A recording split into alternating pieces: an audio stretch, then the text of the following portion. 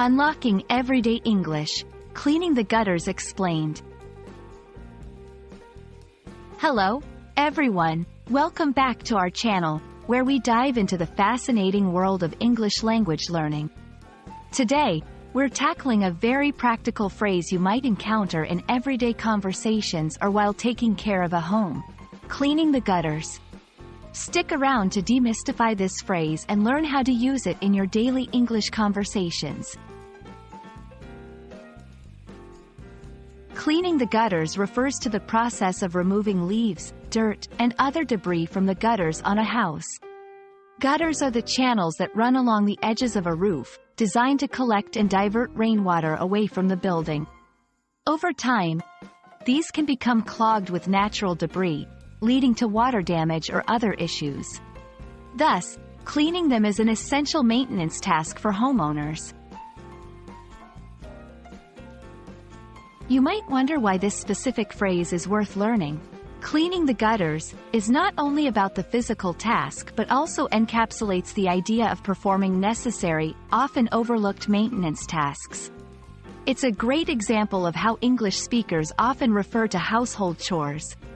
Knowing such phrases enhances your understanding of the language in real-life contexts and can be particularly useful if you're involved in conversations about home maintenance or living abroad.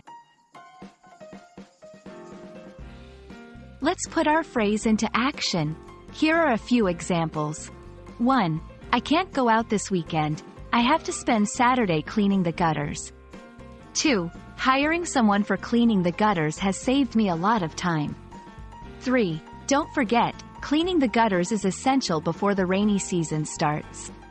These sentences not only help you understand how the phrase is used but also how it fits into broader discussions about home care and personal responsibilities.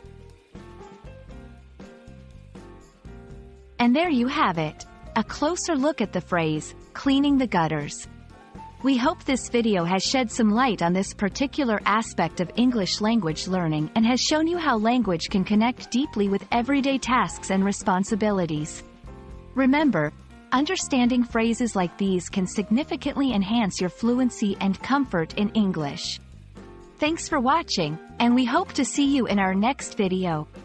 Remember, learning a language is about piecing together the small parts to get a better understanding of the bigger picture. Keep practicing, and don't shy away from using new phrases in your conversations.